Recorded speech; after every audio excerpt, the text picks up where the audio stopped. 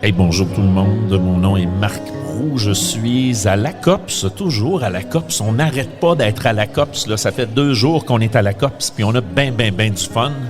Si vous m'écoutez, ben vous savez que mon balado, c'est la pédagogie du cœur. Et vous savez probablement aussi, parce que ça m'arrive d'en parler, que Frédéric Jean a aussi un balado qui s'appelle Le Cancre pédagogue. Là, il est assis à côté de moi parce qu'on va co-animer la prochaine entrevue. Bonjour Fred. Salut Marc. Hey, merci encore de me laisser cette opportunité d'apprendre un peu plus sur notre prochain invité. Oui, et notre prochaine invitée, c'est Marie-Astrid Duban de Cybercap. Bonjour Marie-Astrid. Bonjour à vous deux, merci de m'accueillir. Ah, c'est vraiment un plaisir, vraiment là, c'est un plaisir extraordinaire. C'est nous qui te remercions de prendre du temps, de quitter ton kiosque pour venir jaser avec nous autres, parce qu'évidemment, si on est ici, si Cybercap est ici, c'est parce que vous faites partie des exposants qui venaient à la rencontre des enseignants. Marie-Astrid, avant de parler directement de Cybercap, je voudrais parler un peu de toi. Donc, premièrement, j'aimerais ça que tu me dises, que tu me nommes, que tu me dises exactement le titre que tu occupes chez Cybercap. Qu'est-ce que c'est? Quel rôle tu joues chez Cybercap?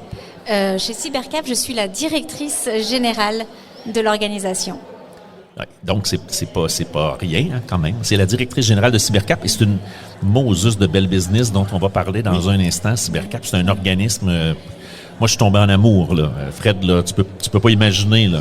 Oui, je suis du même avec toi. J'ai eu des petites communications avec cette gang-là. On était en discussion pour voir avec ton balado comment on pouvait incorporer ça avec balado pédago. Exactement. Puis après la COPS, je vais relancer parce que je suis dans la fin d'étape. Donc, oui, on a des réalités. Hein? Ouais. Mais avant de parler directement de l'organisme, de parler de Cybercap, avant de devenir directrice générale chez Cybercap, est-ce que tu peux nous parler un petit peu de ton parcours, ce que tu as eu comme formation, ce que tu as eu comme expérience, ce que tu as envie de nous dire sur toi pour qu'on apprenne un peu mieux à te connaître, Marie-Astrid? Avec grand plaisir, puis je pense que partager mon parcours va vous faire comprendre mon why et pourquoi je suis chez Cybercap. Okay. Parce que j'ai eu un parcours atypique au non linéaire comme nos participants. Oui. Donc moi, j'ai étudié dans l'hôtellerie. En France, je voulais être directrice d'un hôtel. J'avais le nom Astrid pour l'hôtel et donc j'ai fait l'école hôtelière de cuisine, restauration et ensuite de management en France. Et ce qui m'a amenée ensuite aux États-Unis pour apprendre l'anglais puis faire plus un diplôme international et découvrir un peu ce que le monde a à offrir au niveau de l'hôtellerie et les meilleures pratiques. Par la suite, je suis partie à Vancouver où j'ai ouvert ma chaîne de café, de salon de café, donc vraiment très atypique, où je voulais comprendre un peu plus la culture nord-américaine et avoir un traiteur avec un salon de café. Puis c'était la nouvelle mode du bio, de l'organique, oui. etc. Par la suite, j'ai monté un business d'événementiel où je faisais 350 cérémonies de mariage par année. Ah là, tu rejoins Fred quand même, là, parce que Fred, l'événementiel, il connaît ça un peu, là, hein, l'animation. Il fut un temps. Ah oui. Maintenant, j'avais une entreprise d'animation puis je l'ai vendue en janvier. Ah, félicitations, c'est un deuil quand même. Hein? Non, pas du tout. Non, t'étais heureux. Très rendu là. J'étais rendu là. Ah, c'est bien. Oui. Chaque page doit se tourner et une nouvelle doit s'ouvrir. Puis par la suite, c'est ça, je suis tombée en amour avec la philanthropie. J'ai commencé à adorer demander de l'argent. Ça paraît bizarre, mais j'ai dit quand il y a une cause qui me tient à cœur, oui. Pour moi, c'est juste d'inviter quelqu'un à participer, à avoir un impact. Donc, je suis retournée aux États-Unis pour faire une certification en philanthropie à Indianapolis. Ouais, et ensuite, j'ai commencé à travailler dans les médias. J'ai travaillé pour le groupe Média TFO. Et par la suite, j'ai dû déménager au Québec et j'ai créé la fondation de la YWCA de Québec, enfin cofondée ou co-créée, je ne sais pas comment le dire, mais j'ai participé à la création de cette fondation-là, donc plus pour l'itinérance des femmes, la violence. Wow. Et j'ai 2 jeunes enfants qui vivaient des difficultés d'apprentissage à l'école, avec 2 enfants avec une neuroatypie. Et j'ai découvert Cybercap et pour moi, c'était une évidence de me joindre à ce moment-là et de mettre mes petits talents à profit de cette cause qui, en tant que maman, me rejoignait profondément. Donc, c'est vraiment le lien avec les difficultés que rencontraient tes enfants au niveau de l'apprentissage. Et Absolument. Là, quand tu as été mise en contact avec Cybercap, quand tu as entendu parler de l'organisme, tu as dit « Oh oui, ça c'est une cause qui m'intéresse là ». Oui, absolument. Je voyais dans les jeunes de Cybercap, ça pourrait être ma fille. J'ai une jeune fille très créative, mais qui a des grosses difficultés d'apprentissage. Donc, j'ai dit, ça pourrait être elle. Et il faut que ces jeunes-là, qui ont énormément de potentiel, mais qui n'ont pas forcément un amour pour l'école telle qu'elle est aujourd'hui, trouvent leur place dans la société. Donc, j'ai trouvé que c'était un bon pas pour moi à faire et de voir comment je pouvais participer. C'est super. Je suis tellement content d'avoir pris le temps de te poser cette question-là. Ta question était très pertinente, soit dit en passant, parce qu'on a un univers qu'on connaissait pas du tout de Marie Astrid. C'est comme si ça éclaire le parcours, puis comme tu le disais toi-même, ça éclaire la place et l'intérêt, le lien qu'il y a entre toi et l'univers de Cybercap. Donc, plongeons justement dans Cybercap. Là, si tu nous présentais, si je te demandais de nous présenter l'organisme, les objectifs, puis les différents mandats de Cybercap. Par quel chemin tu prendrais? Écoute, l'histoire a commencé il y a 25 ans. Notre fondatrice voyait les jeunes à l'époque dans les arcades, des jeunes qui devraient être sur les bancs d'école, et elle avait déjà le souci du décrochage scolaire. Et dans le temps, elle œuvrait dans le multimédia. Et elle s'est dit, écoute, il faut que j'ouvre cet incubateur numérique pour accueillir ces jeunes en situation de décrochage scolaire, mais qui ont un intérêt pour le numérique, pour leur offrir cette opportunité de trouver leur place dans la société. Ouais. Donc c'est comme ça que Cybercap a commencé. Donc ça fait 25 ans qu'on accueille ces jeunes dans un programme qui a maintenant beaucoup évolué et on pourra en reparler avec l'arrivée de l'intelligence artificielle, de la cybersécurité. Mais en 2018, on a aussi créé un programme que vous connaissez un peu plus qui s'appelle la relève numérique. Oui. Parce qu'on s'est dit mais on veut pas qu'ils décrochent, on veut aussi contribuer à la persévérance scolaire et notre outil qu'on utilise a toujours été le numérique. Donc, depuis 2018, on offre un programme qui est maintenant au primaire et au secondaire où on a des ateliers citoyenneté à l'ère du numérique et cybersécurité. Pour les petits loups du primaire, c'est plus comment être un acteur de la bienveillance en ligne. On a des ateliers de création et tout ce qui est l'éveil des métiers. Donc là, on est présentement dans 8 régions du Québec. Cette année, on a rejoint 7000 jeunes uniques. En fait, le nombre de jeunes pour nous, c'est pas important. On veut vraiment avoir un impact concret, durable auprès des jeunes et auprès des enseignants. On dit souvent que c'est un double impact parce que nous, on s'inscrit directement dans le cursus scolaire. Nos formateurs se déplacent et on est là en accompagnement et on essaye d'offrir des ateliers très pertinents.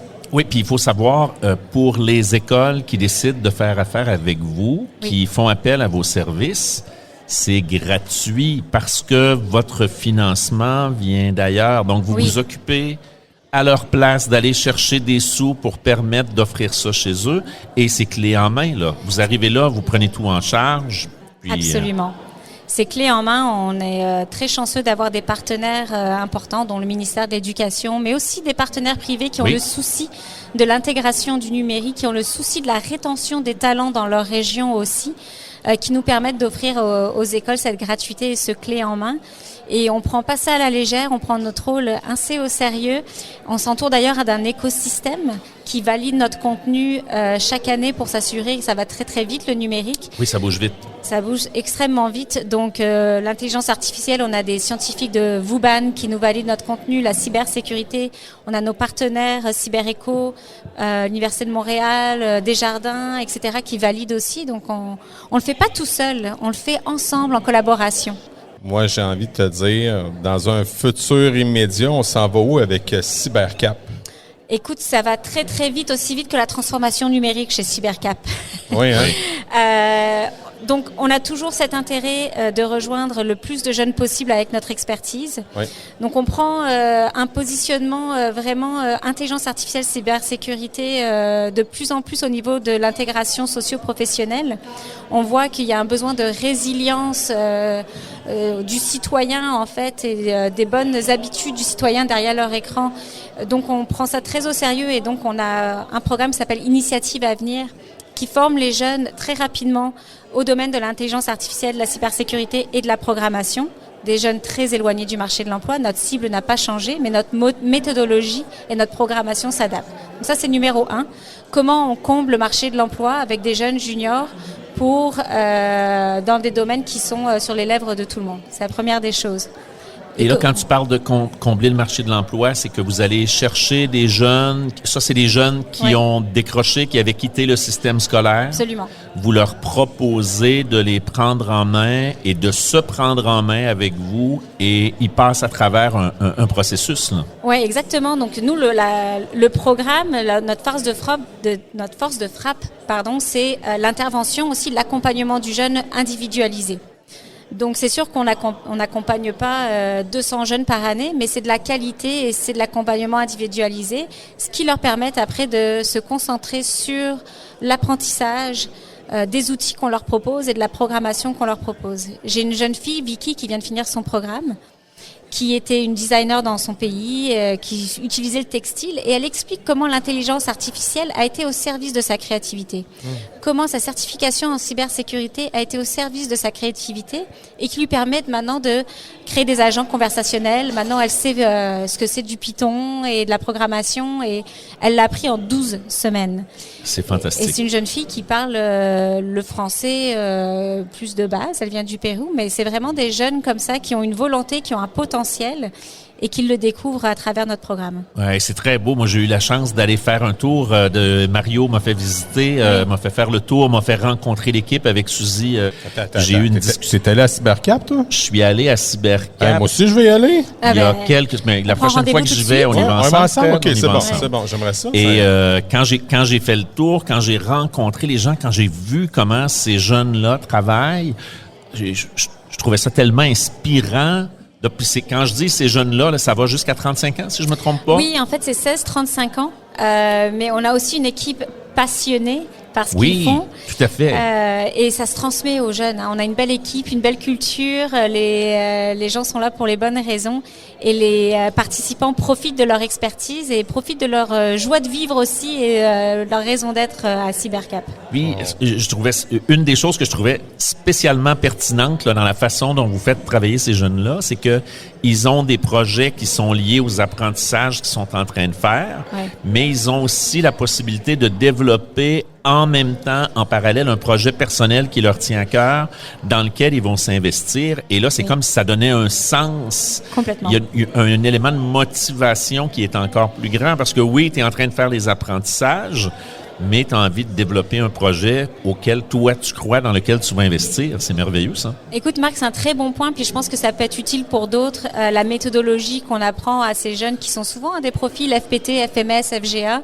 Donc, ils travaillent par projet, mais on a des vrais clients. Ville de Montréal en est un. On a de nombreux clients. Ça leur permet de postuler, de faire leur CV, d'avoir des échéances. Donc, ils travaillent sur un projet concret où il y a des livrables en situation d'emploi. Et effectivement, aussi, ils ont leur projet personnel.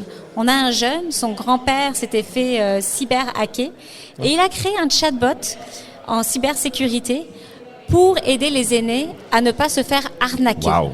Donc, il a créé un avatar, un agent conversationnel qu'on a montré au ministère de la Cybersécurité, où même une personne, un aîné peut montrer son téléphone, un message, peut parler d'une manière plus douce à notre agent conversationnel et de dire ma petite fille, elle m'a écrit, puis là, il faut que j'envoie de l'argent. Donc, bref, mais ça parle de l'intérêt et du cœur du participant et il met juste en application ce qu'il a appris de Cybercap, mais au service de la communauté. Et ça, j'en ai plusieurs d'exemples concrets. C'est merveilleux. Puis moi, je les voyais travailler. Il y en a quelques-unes qui me montraient les trucs sur lesquels ils sont en train de travailler. Tu vois les yeux, ça brille, là. C'est extraordinaire. Comme ce qu'il faudrait faire, Marc, là, c'est d'arriver avec de la vidéo, un peu comme j'ai fait avec toi tantôt, qu'on puisse voir, en fond, les personnes en action, puis qu'on puisse interviewer ces personnes-là. C'est un projet pour la suite, effectivement. Ça nous fera une suite pour aller reparler de Cybercap une autre fois. Ouais. Marie-Astrid, est-ce qu'il y a un autre élément, une autre chose que tu disais, là, il faut absolument que je parle de ça en allant chez Balado Pédago, en venant faire un tour à cette entrevue-là? Est-ce qu'il y a quelque chose dont tu penses qu'on a oublié de parler? Un élément que tu voudrais mentionner? C'est pas oublié, mais c'est juste... c'est sûr que notre cœur, encore une fois, c'est vraiment d'offrir un maximum d'établissements scolaires, de jeunes, le programme La Relève numérique. On se déplace, on l'offre gratuitement comme tu l'as dit, mais il ne faut pas hésiter justement à nous contacter, à nous démarcher aussi pour qu'on puisse offrir ce service pour vous aider, en fait, pour vous appuyer. Je pense que c'est important de le dire. Le message que tu envoies aux profs, aux directions, aux centres de services, aux écoles, c'est aller voir le site de Cybercap. Oui. Contactez-les. Il y a un formulaire de contact. C'est pas compliqué. On peut téléphoner, on peut remplir le formulaire et puis... ne soyez pas timide. Ça répond présent. Là. Vous allez être là. Vous allez aller les voir. Poste. Et c'est encore possible aujourd'hui. On est le 15 avril, 16 avril. Nous, on est prêts jusqu'au mois de juin à venir vous rencontrer ou à parler pour la prochaine année scolaire. On fait tout dans le cadre du ministère de l'Éducation aussi. On s'inscrit directement dans le cursus, je le répète. Donc, on va travailler avec les enseignants. On veut travailler main dans la main avec vous et on est à votre service. C'est merveilleux. Marie-Astrid, merci beaucoup d'être venue nous voir. Merci à vous. Merci pour l'opportunité.